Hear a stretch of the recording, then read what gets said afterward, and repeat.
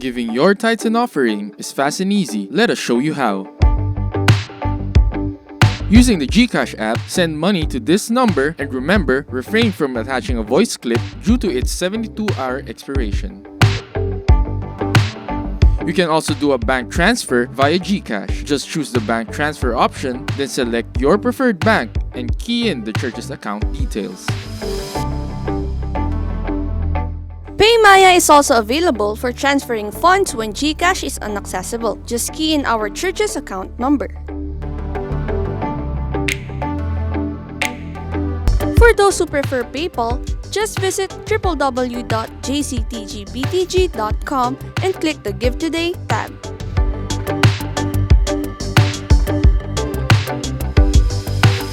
Our bank accounts are still open for direct and online deposits. These are the account names, account numbers, where you can deposit your tithes and offering,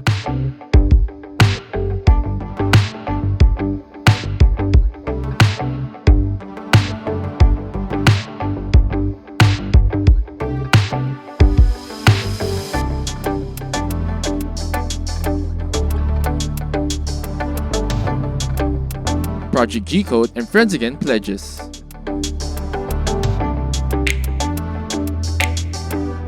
Remittance centers such as Western Union, M. Luwilier, Cebuana Luwilier, and Palawan Express are also your options when giving. Please write Judith Lagunsad or Efren Lopez as receiver and provide this contact number.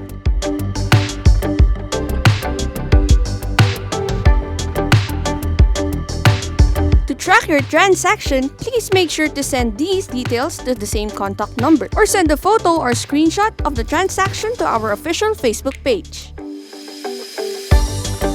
To know more about online giving, contact us at these numbers or send us a message on our Facebook page or visit us at our website at www.jctgbtg.com.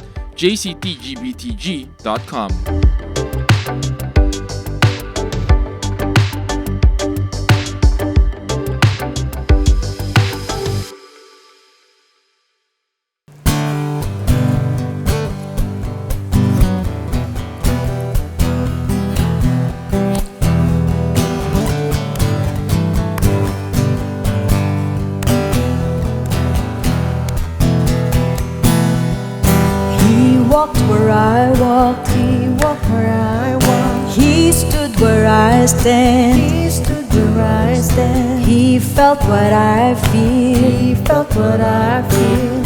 He understands, he knows my frailty, he knows my frailty. Shared my humanity, shared my humanity. Tempted in every way, tempted in every way. Yet without sin,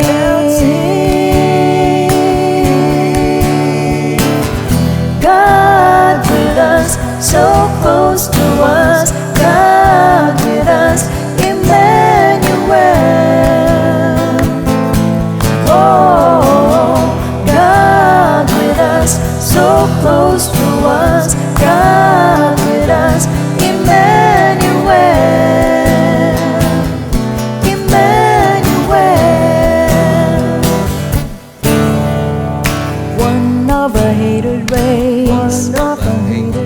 Stung by the prejudice, suffering injustice, Yet he forgives, wept for my wasted years, paid for my wickedness, He died in my place, that I might live.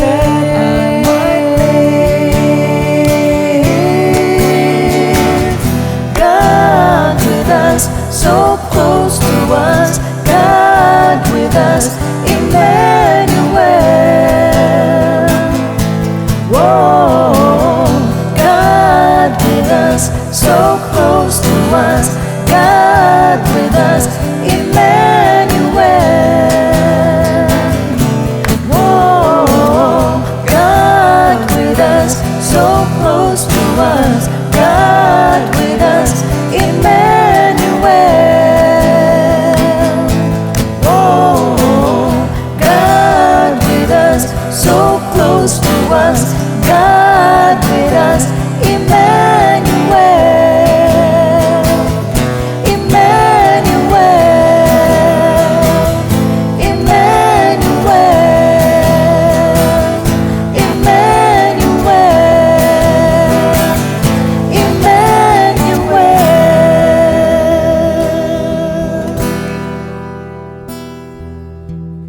Lord, isa po magandang gabi po sa inyo po lahat, sa lahat ng ating po mga subscribers, followers, lahat ng mga to God be the glory sa patuloy kayong pagpalain ng ating Diyos. Dahil alam ko po na kayo po'y nakasuporta po sa atin, tuwi na po na tayo po'y may GBS, ngayon may Sunday service. So of course, on behalf of our beloved Bishop, maraming salamat for this opportunity again na makapaghayag ng salita ng ating Panginoon. At salamat din sa ating Diyos na buhay dahil siya naman po ang nagpapahintulot ng lahat ng bagay. So alam ko po na excited na po tayo na makinig ng salita ng Diyos. So nasa pang-12 na po tayo ng ating pong series. But before anything else, kailangan po humingi muna tayo ng gabay sa ating Diyos na buhay. So pwede po ba na at this moment na iyuko muna natin ang ating mga ulo, tayo po muna manalangin sa ating Diyos. Lord God, once again, we thank you so much for bringing us together sa gabi pong ito. Muli, samahan mo kami ng Holy Spirit mo. Ikaw po, manguna po sa amin. Give us wisdom, knowledge, and understanding. Maintindihan namin ang lahat ng sasabihin mo. Ilayo mo po kami sa spirit of error at hayaan mo, Panginoon, ang Holy Spirit mo ang mag-minister sa bawat buhay ng mga anak mo, sa lahat ng makikinig, sa lahat ng mga manonood, Panginoon. Ikaw po ang manguna, ikaw po ang maitaas at ibaba mo ko sa pinakababa. At hayaan mo, Panginoon, ang kalooban mo lang ang aking masabi, Panginoon. Maraming salamat po. All these things we ask in Jesus' name. Amen.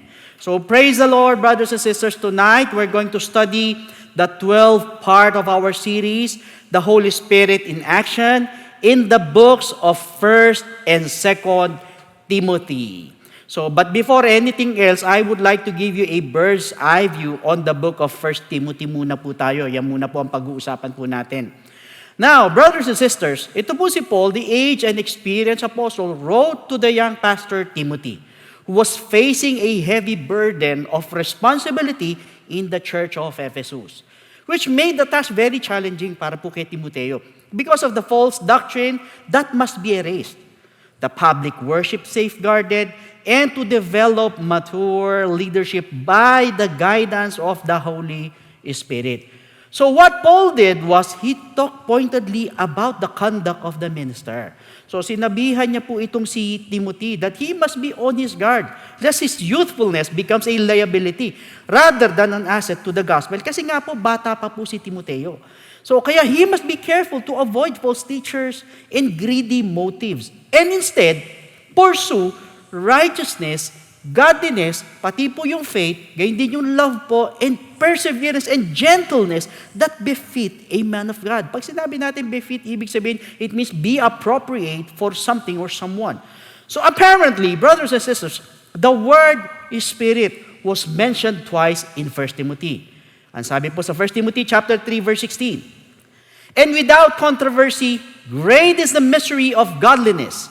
God was manifested in the flesh, justified in the Spirit, seen by angels, preached among the Gentiles, believed on in the world, received up in glory."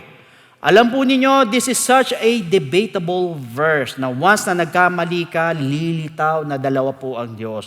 Or iba po yung Jesus Christ na nalalaman po natin. Kaya nga sinabi po sa 2 Corinthians 11:4, "For if he who comes preaches another Jesus," ulitin ko, another Jesus, "whom we have not preached, or if you receive a different spirit which you have not received, or a different gospel which you have not accepted, you may well put up with it." So kung mapapansin po ninyo, binanggit po ni Pablo yung pong salitang another Jesus. Meaning, mayroon pong Jesus na iba, yung hindi tunay at yung hindi pong totoong Jesus Christ na nasa Bible. Kaya nga dapat po siguraduhin po natin na tama po yung Jesus Christ natin, na siya po yung Jesus Christ na totoo, na nasa Biblia. In fact, this text declares both the deity and humanity of Jesus Christ. So meaning to say, brothers and sisters, ine-emphasize po ng verse na ito yung pong kanyang pagka-Diyos at pagkatao.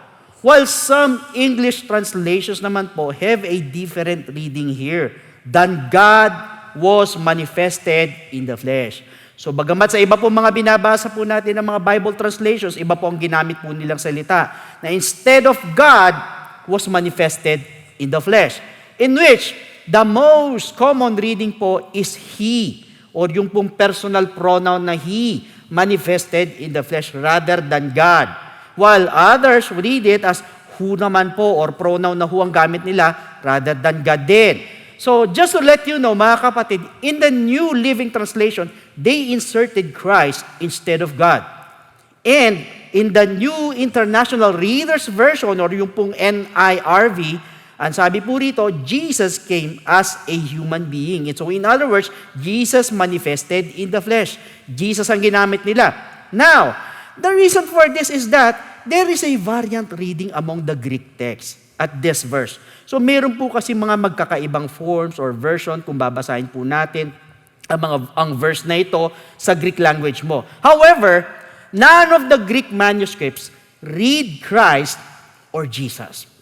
They just read it that way because the verse speaks about Jesus Christ. So ganun lang po nila kasi binasa dahil yung talata po mismo patungkol po kay Jesus Christ. But the question is, what about using he or who was manifested in the flesh? For your information, there is an evidence for the reading of he or who in an early Greek manuscript dated about AD 350. Pag sinabi nating AD, it stands for Anno Domini, o sa Latin po yan, in the year of the Lord, and refers specifically to the birth of Jesus Christ or yung after death na tinatawag. So this manuscript is known as the Codex Sinaiticus. And this is the earliest complete copy of Christian New Testament. And it is heavily annotated by series of early correctors. So ibig sabihin po, nagbigay po ng mga matitinding explanation, comments, yung po mga correctors. So most probably, we are talking about Bible scholars. At ito pong verse na 1 Timothy 3:16, take note, 1 Timothy 3:16 is among those places in the text where correction is offered. That instead of he or who. So the correction is God or theos in Greek. So meaning to say, instead na personal pronoun po ang ginamit, yung he at yung pronoun po na who, ang patuloy na gamitin, they replace these two pronouns with God. Pinalitan po nila. In fact, the great majority of later manuscripts, early church fathers, and early lectionaries read God.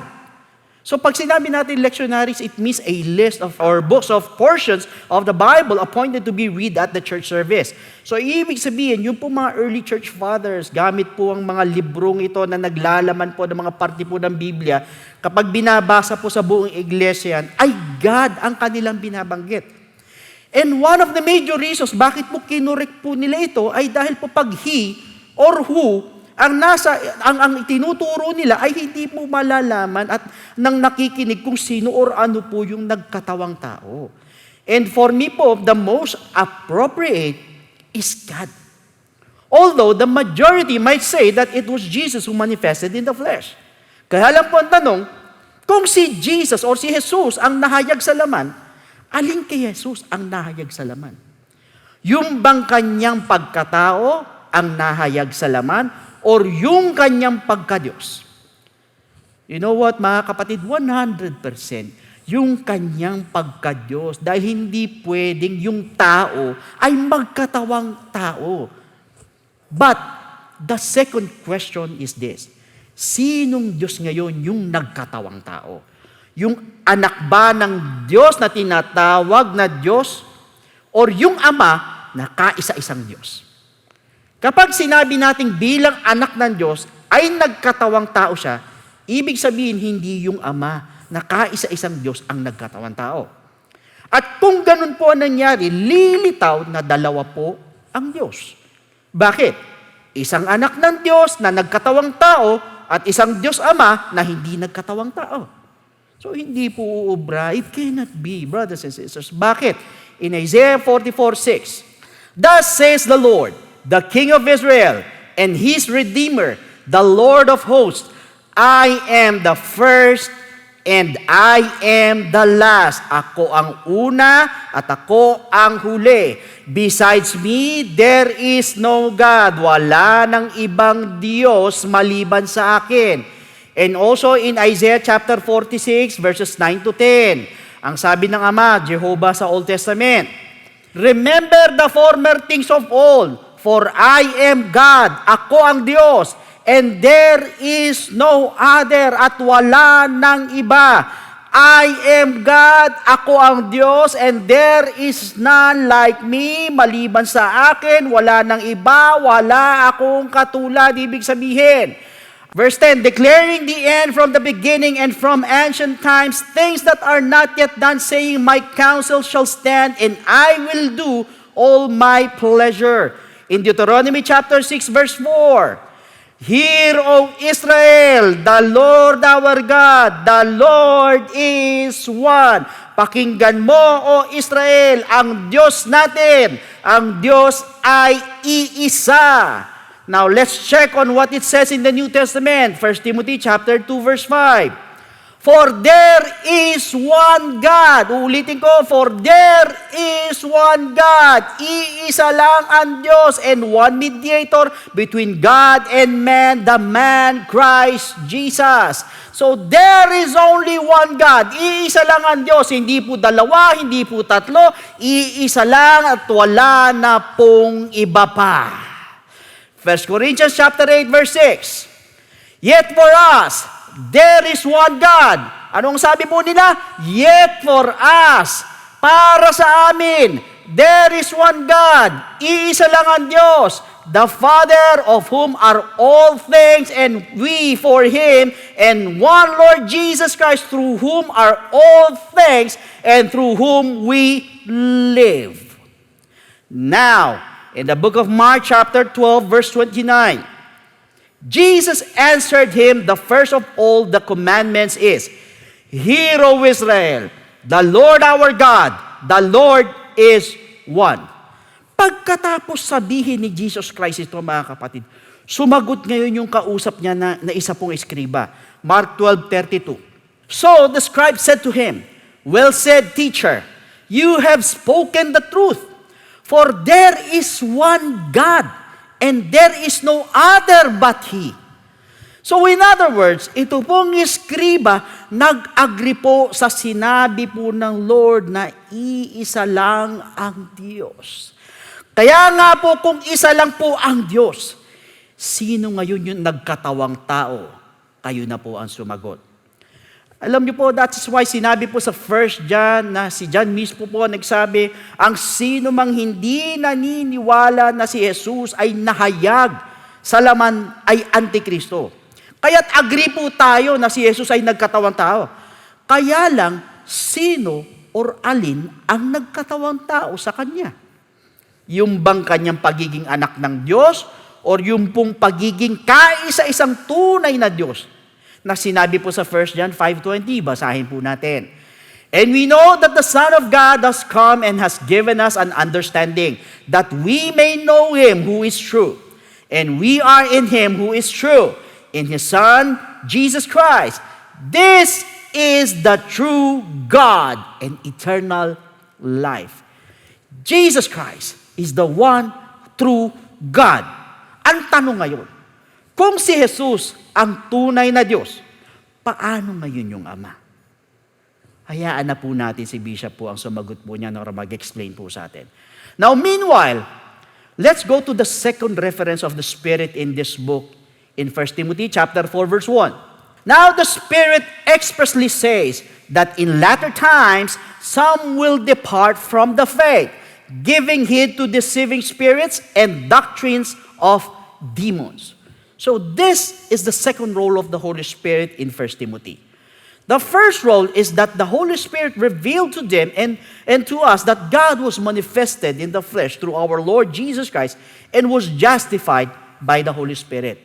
So Paul, inspired by the Holy Spirit, brothers and sisters, has already noted the presence of false teachers at Ephesus. So in 1 Timothy chapter 1 verses 3 to 7. So ang nangyari po dito, he has countered some of their erroneous teachings with the positive instructions of chapters 2 and hanggang chapter 3. But now, he deals directly with the false teachers themselves in this passage. So focusing on their origin and content. So the Bible says in 1 Timothy chapter 4 verse 1, let's read it. Now the Spirit expressly says that in latter times some will depart from the faith, giving heed to deceiving spirits and doctrines of demons. The Spirit expressly says. So Paul repeats the warning to Timothy. So sinabi niya po ulit kay Timoteo po yung warning that he had given many years earlier to the Ephesian elders. In Acts chapter 20 verse 29. For I know this, that after my departure, savage wolves will come in among you, not sparing the flock. So then, binanggit niya naman po yung in latter times. So it means that the period from the first coming of Christ until His return in 1 Peter chapter 1 verse 20. He indeed was foreordained before the foundation of the world, but was manifest in these last times for you. So Peter mentioned about last times, or latter times, or last days. Sumunod, sinabi niya, will depart from the faith. Those who fall prey to the false teachers will abandon the Christian faith. Pag sinabi po nating pray, ibig sabihin something or somebody or someone hunted and seized for food or to be eaten or to be devoured. Sila po yung sisilain. So, ang tanong po, bakit?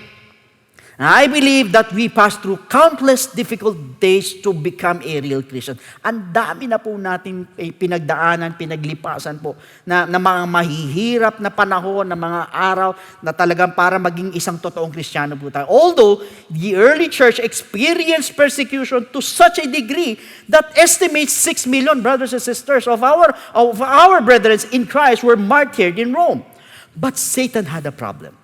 Because ito pong blood of the saints proved to be the seeds of the church. Yung pong mga dugo ng mga namatay na saints or yung pong mga martyrs na nagsilbing binhi ng church.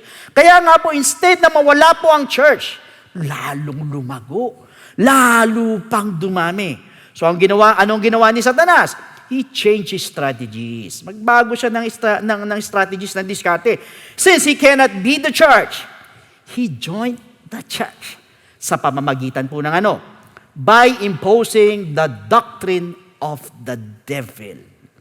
Yan po ang ginawa niya. Payag siya. Okay sa kanya. Sige, simba ka.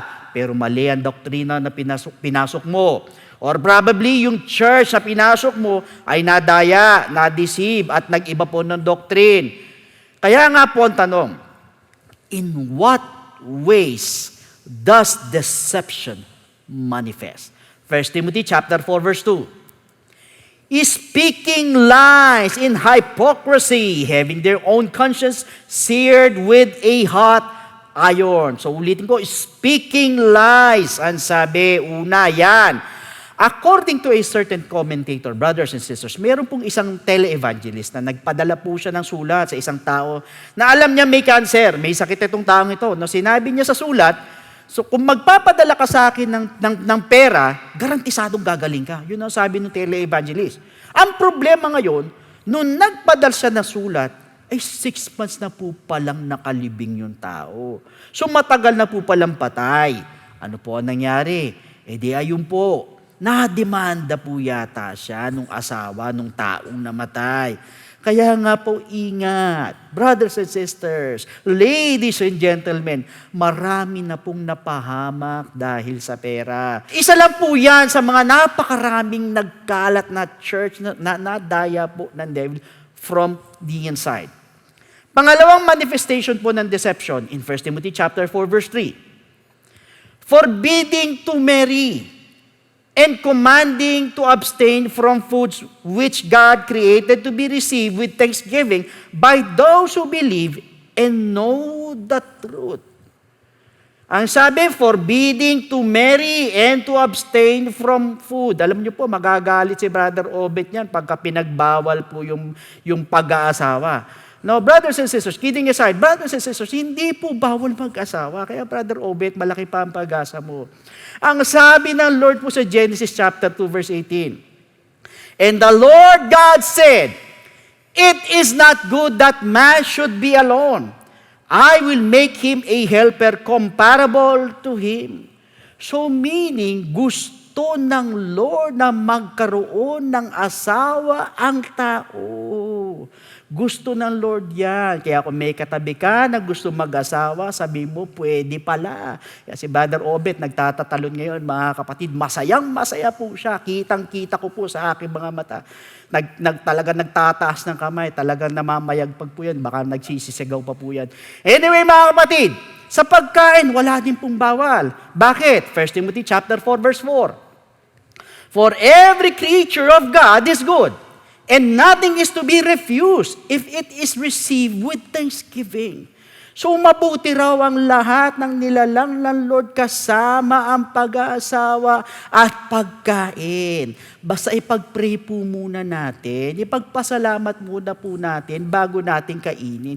Kasi nga po minsan talagang lalo na pag masarap at excited at gutom na tayo, di ba? Minsan talagang salampak na lang po sa bibig, nakakalimutan na po natin ng manalangin. Kaya minsan tuloy nabubulunan po tayo, nahihiringan po tayo. Hindi, pag-pray muna po natin mga kapatid bago tayo kakain. Yan po ang sabi ng Biblia. So sa Old Testament po, sa Leviticus po, marami pong binawal ang Lord.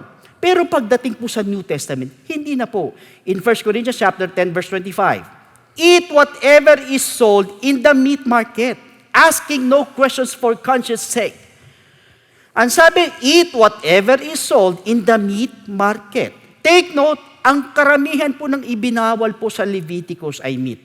Pero po sa New Testament, ang sabi, eat whatever is sold in the meat market. Ibig sabihin, ay pwede na po. Maliban sa ano? Acts chapter 15 verses 19 to 20. Therefore, I judge that we should not trouble those from among the Gentiles who are turning to God. But that we write to them to abstain, ulitin ko, we write to them to abstain from things polluted by idols, from sexual immorality, from things strangled, and from blood. Yung pong strangled, yung binikte, yung hindi po lumabas yung dugo. So please do not get offended, brothers and sisters. Pero ito po yung sabi ng Bible. Ang hayop po na binikte, na tulad po ng balot, na yung sisiw niyan, ay hindi po lumabas ang dugo. Kaya bawal pong kainin yan.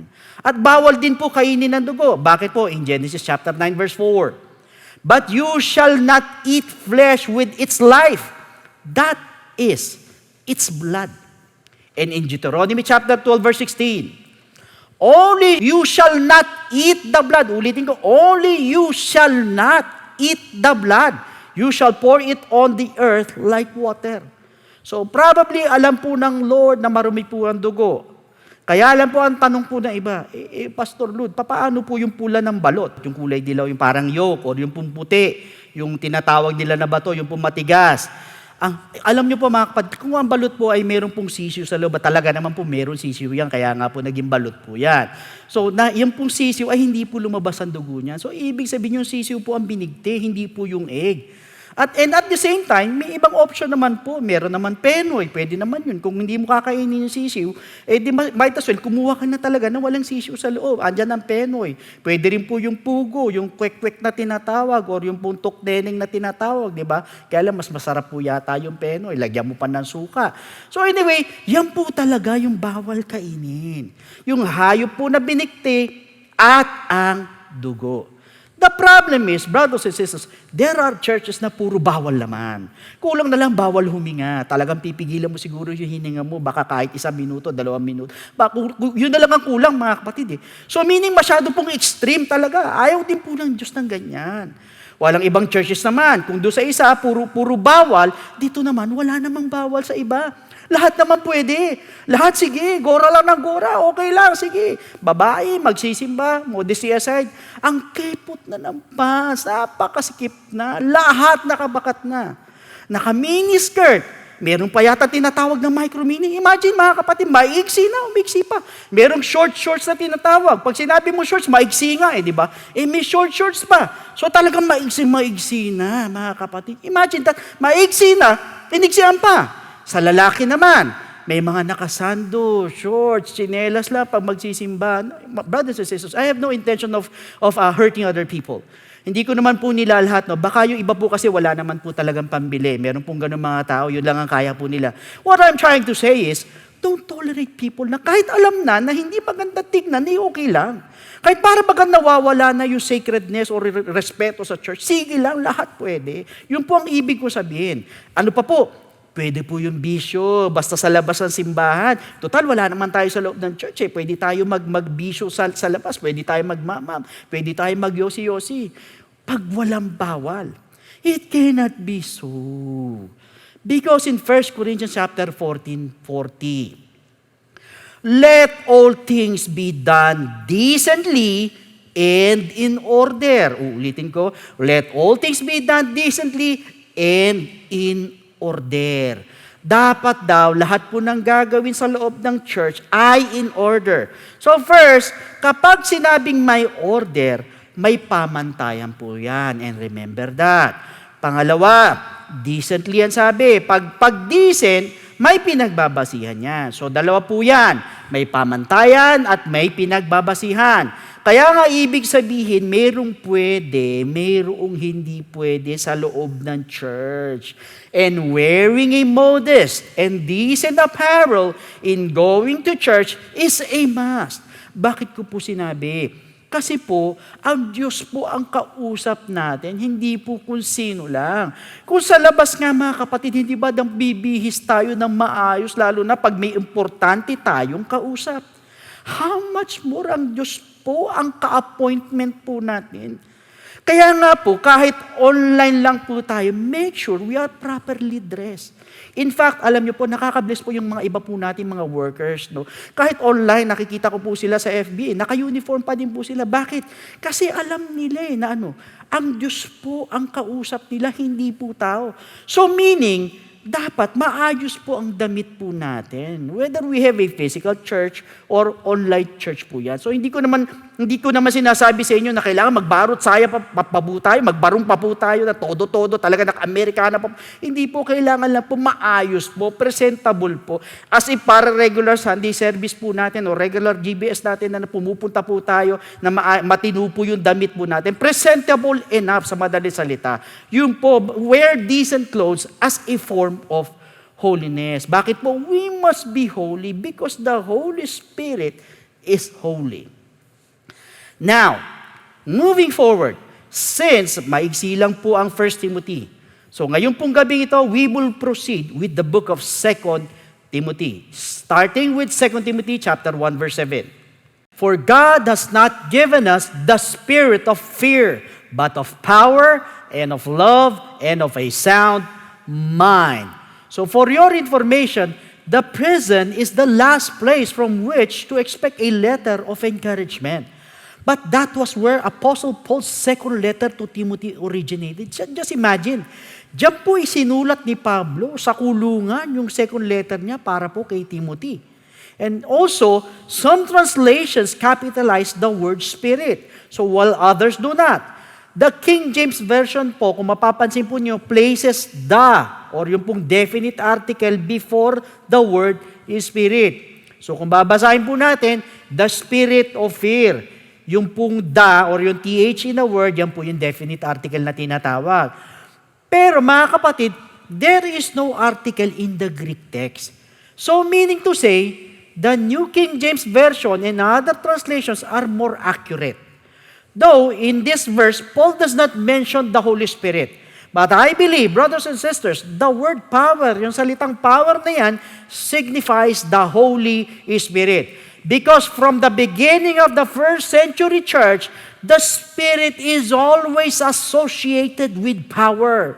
Kaya nga po in Acts chapter 1 verse 8, but you shall receive power when the Holy Spirit has come upon you, and you shall be witnesses to me in Jerusalem and in all Judea and Samaria and to the end of the earth.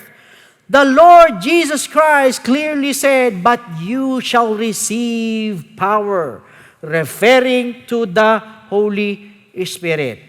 But now, in 2 Timothy chapter 2 verses 3 to 6, you therefore must endure hardship as a good soldier of Jesus Christ.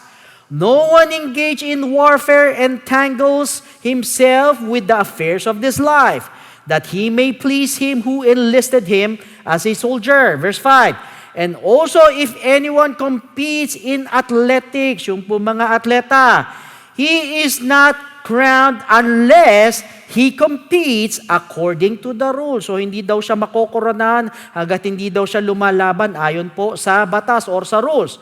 The hard-working farmer must be first to partake of the crops.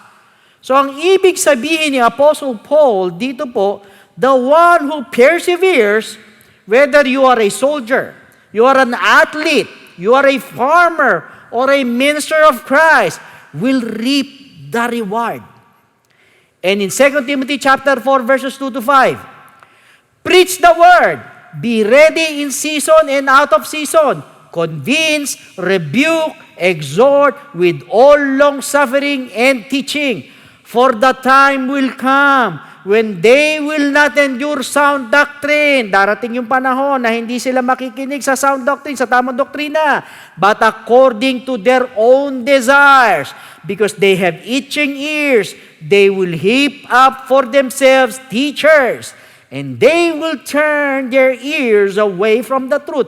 Take note of that. They will turn their ears away from the truth and be turned aside to fables. Verse 5, but you be watchful in all things, endure afflictions, do the work of an evangelist, fulfill your ministry. So Paul warned Timothy that his teaching would come under attack as a man discerns the truth for ear-itching words. So meaning to say, mga kapatid, babanatan po yung turo po ni Timoteo ng ibang tao, na katulad po ng isang tao na lumalayo po yan sa katotohanan dahil nga po nasasaktan po siya, kaya naghahanap po siya ng mga salitang gusto niya lamang pong pakinggan. Yung po mga salitang na pabor lang po sa kanya or yung pong mga masarap lang po sa tenga pakinggan. Pero ito pong si Timothy had Paul as an example to guide him. And God's word to fortify him as he faced growing opposition in the last days. So alam niya, nandiyan si Pablo para i-guide po siya, para tulungan po siya, para turuan po siya. At alam din po niya na sa pamamagitan po ng salita ng Diyos, doon po siya titibay. Yun po magpapatatag po sa kanya habang hinaharap niya po yung mga against po sa kanya. And that is the reason why Paul said in 1 Timothy chapter 2 verse 7, for which I was appointed a preacher and an apostle.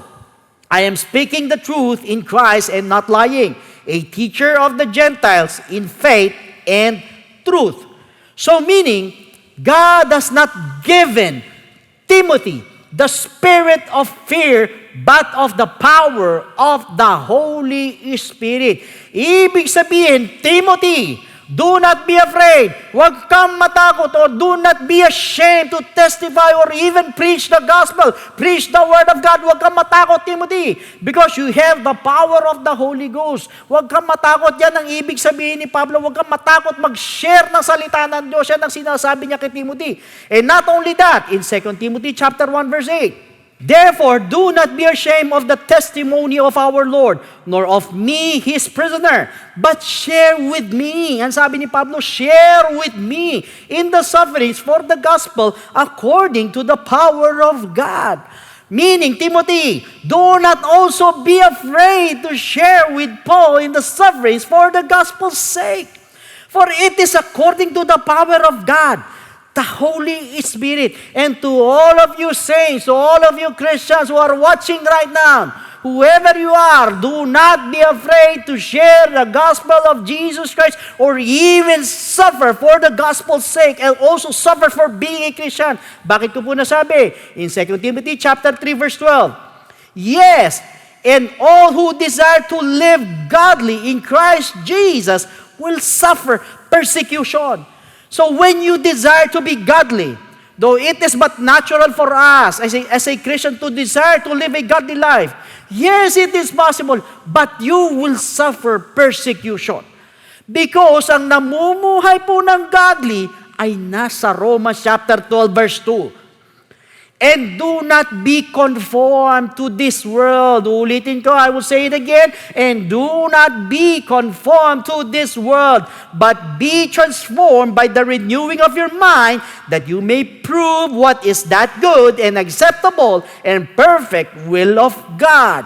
Meaning, Kaya po tayo mape-persecute dahil sasalungatin po natin yung current, sasalungatin po natin yung agos ng mga tao sa world. Ganun po ang gagawin po natin. Kaya nga po sigurado mape-persecute tayo. Kaya lang po ang tanong, ano-ano ba ang klase ng tao sa world in the last days? 2 Timothy chapter 3 verses 1 to 5. But know this, that in the last days, perilous times will come. For men will be lovers of themselves, lovers of money, boasters, proud, blasphemers, disobedient to parents, unthankful, unholy, unloving, unforgiving, slanderers, without self-control, brutal, despisers of good, traitors, headstrong, haughty. Actually, mayabang din po yan. Lovers of pleasure, mahihilig sa pleasure rather than lovers of God. Having a form of godliness but denying its power. And from such people, turn away. Ganyan po ngayon ang tao sa world.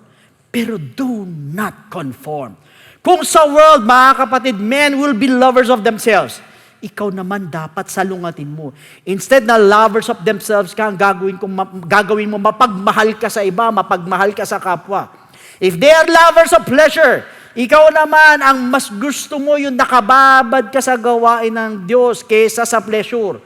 Sila lovers of money. Ikaw naman, wala kang pakialam sa pera mo. Ang importante sa iyo, makatulong ka sa ibang tao, lalo na sa mga naghikikaho sa buhay na walang halong pamumuliti ka. Sa world, ang mga tao, boasters, proud, blasphemers, yan po yung sa Tagalog mayayabang, and some are disobedient to parents. Pero ikaw, humble ka, makadiyos ka, mababang loob mo, lahat ng sabihin ng magulang mo, sunod ka lang ng sunod. Kahit minsan nahihirapan ka, sunod ka lang.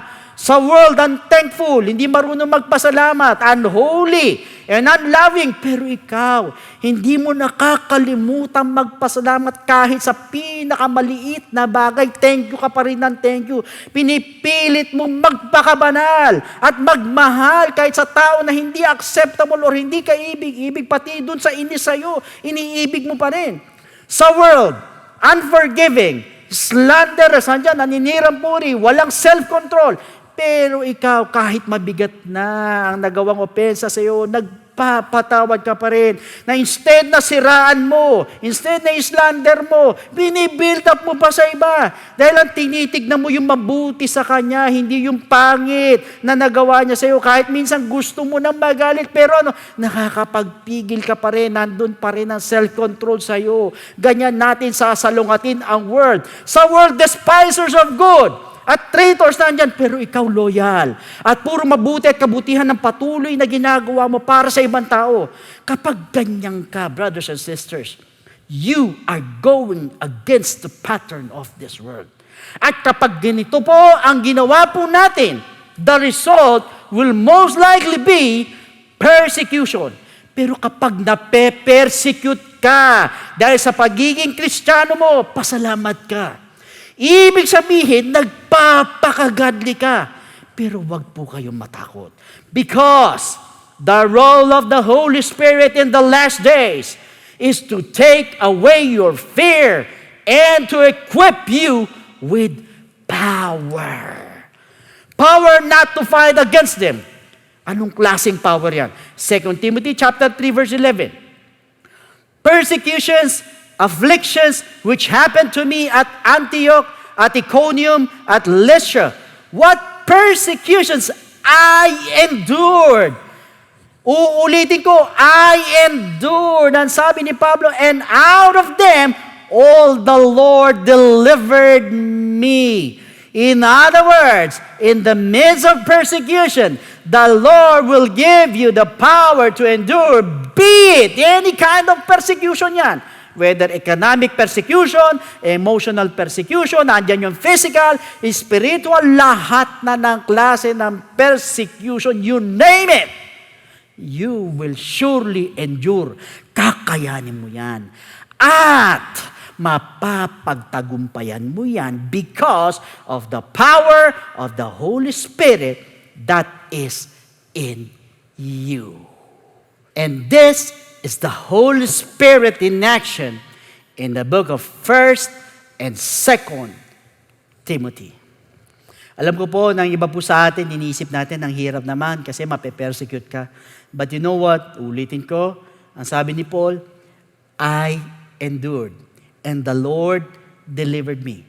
So, ibig sabihin, magtiwala lang po tayo sa ating Lord. Siya po ang bahala. Mahirap bilang tao, pero as long as ang Diyos po ang kasama natin, through the power and the moving of the Holy Spirit sa buhay po natin, walang pong bagay na hindi po natin kayang mapagtagumpayan. So sa pagkakataon pong ito, yuko po natin ang ating mga ulo, tayo po'y magpasalamat sa ating Diyos sa buhay. Lord God, once again, we thank you so much sa mga tinuro mo dito po sa aklat ng 1st and 2nd Timothy. Tulungan mo po, Panginoon, kaming lahat ng aming mapakinggan, Lord, ay maipamuhay po namin. Bagamat may mga bagay na mahirap i-apply sa aming buhay, pero alam po namin, hanggat nandyan ka at kumikilos ka, especially na kumikilos ang Holy Spirit mo sa aming mga buhay, kayang-kaya po namin gawin ang mga bagay na ito despite of the persecutions, Panginoon.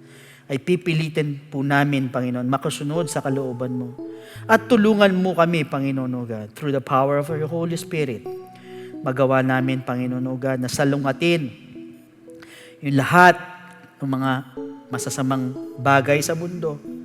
Bagkos ang gawin po namin yung mga bagay na makadiyos, yung mga bagay na nakakalugod sa iyo, Panginoon, through the help and through the power of your Holy Spirit in us.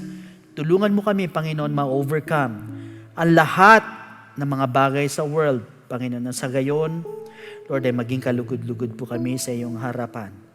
Muli, Panginoon, nagpapasalamat po kami sa mga salita mo. Binabalik namin sa iyo ang lahat ng kapurihan sa dakila at matamis na pangalan mo. In the name of Jesus, Amen. And to all our first-time viewers, huwag po kayong matakot. Lalo na po pagdating sa persecution, katulad na nabanggit ko po kanina, natural po sa atin ma-persecute sa isang tao, lalo na sa isang Kristiyano, na hindi po natin dapat katakutan yan as long as you have the Holy Spirit is moving in your life.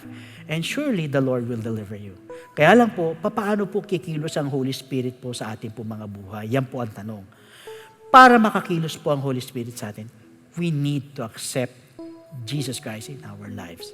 And to accept Jesus is to believe in the gospel of Jesus Christ. Kailangan maniwala po tayo sa gospel ng ating Panginoon. Now, what is the gospel of Christ? In the book of 1 Corinthians chapter 15, verses 1 to 4.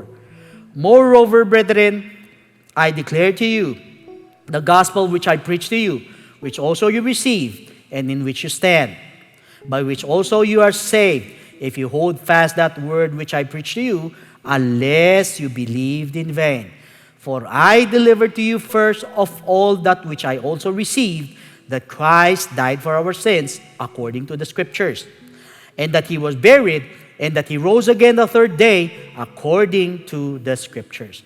Now, the gospel of Christ is about the death of Christ, the burial of Christ, and the resurrection of Jesus Christ that we need to believe. Kailangan maniwala po tayo dyan. Unang-una, siya po'y namatay, siya po'y inilibing, at siya po'y nabuhay na magmuli after 3 days. Kaya po, right after we believe, hindi po dyan natatapos.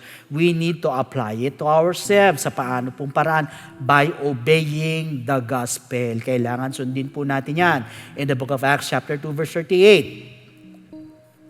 Then Peter said to them, repent, and let every one of you be baptized in the name of Jesus Christ for the remission of sins, and you shall receive the gift of the Holy Spirit. Now, first is repentance. It symbolizes the death of Christ. Tayo naman po'y magsisisi naman po ng ating po mga kasalanan, kasabay naman po ng kamatayan ng ating Panginoon. So para bagang pinapatay po natin ang ating mga kasalanan. At naniniwala po ako na lahat po tayo nagkasala. Wala pong tao na hindi po nagkasala. Kaya nga po sinabi sa book of Romans, for all of sin. So ibig sabihin kung lahat ay nagkasala, dapat lahat po yung magsisi. Kaya yan po ang unang hakbang, we need to repent. So para bagang pinapatay naman natin ang ating mga kasalanan kasabay ng kamatayan ng ating ating Panginoon. At naniniwala po ako na kahit gaano kalaki ang kasalanan mo sa Diyos, as long as nandun yung buong puso na pagsisisi, the Lord is willing and able to forgive your sin. That is the first step. You need to repent. Second, we need to be baptized in the name of Jesus Christ, which symbolizes the burial of Jesus Christ. So ang gagawin naman po natin, para bagang inililibing naman natin ang ating mga kasalanan, kasabay naman po ng paglilibing kay Kristo. At yan pong paglilibing niyan, ang ginagawa po sa atin, tayo po'y babautismuhan, or we are going to be baptized in the name of Jesus Christ. So ilulubog po tayo sa tubig sa pangalan ni Hesus Kristo po natin gagawin. At hindi po yan paghuhugas lang ng katawan, kundi yan po'y nakakapag-alis po ng kasalanan. Yan po ang pangalawang step. We need to be baptized in the name of Jesus Christ. And thirdly, we need to receive the gift of the Holy Spirit, which symbolizes the resurrection of Jesus Christ, or yung muling pagkabuhay ng ating Panginoon after 3 days. In fact, once you receive the gift of the Holy Spirit, you are also receiving power. Marami po sa atin gusto mo magbago. Kaya lang nahihirapan ka. Marami tayong kahinaan na nahihirapan tayong overcome. You know what? Once you receive the gift of the Holy Spirit, yan po ang tutulong sa iyo para magbago. At yan din po ang tutulong sa atin nang sa gayon para masalungat po natin yung pattern po sa world. Yan ang tutulong po sa atin na katulad na napakinggan po natin. Huwag po tayong mag-conform. And through the power of the Holy Spirit, naniniwala po ako, yan po ang magsisilbing guide, or yan po ang tutulong po sa atin para makasunod sa kalooban ng Diyos, magawa po natin yung mga bagay na kaaya-aya at maganda sa harapan po ng ating Panginoon. So, yan po yung pangatlong step. We need to receive the gift of the Holy Spirit. So, unang-una, we need to repent. Second, we need to be baptized in the name of Jesus Christ. And thirdly, we need to receive the gift of the Holy Spirit. And that is what we call the good news. And that is the gospel of Jesus Christ. So at this moment, sa lahat po ng gustong tumanggap sa ating Panginoon, pwede po ba na itaas po ninyo inyong dalawang kamay, and please repeat after me with this prayer. Panginoong Jesus, lumalapit po ako sa iyo bilang isang makasalanan. Patawarin mo po ako sa lahat ng aking mga pagkakamali at pagkukulang. Sa oras na ito, tinatanggap po kita bilang sariling tagapagligtas. At tinatanggap po kita bilang Diyos ng aking buhay. Naniniwala po ako na ikaw ay namatay, ikaw ay nilibing, at sa ikatlong araw ay nabuhay na magmuli. Tulungan mo po ako makapagsimula ng bagong buhay. At idagdag mo po ako sa iyong kaharian. Maraming salamat po sa pangalan ni Jesus. Amen. Praise the Lord. Sa lahat po na interested po magpabaptize, andyan po mga telephone numbers po natin. Pwede kayong tumawag dyan para makapagpa-schedule po tayo ng water baptism. So once again, on behalf of our beloved Bishop, pagpalain po kayong lahat ng ating Panginoon, and to God be all the glory.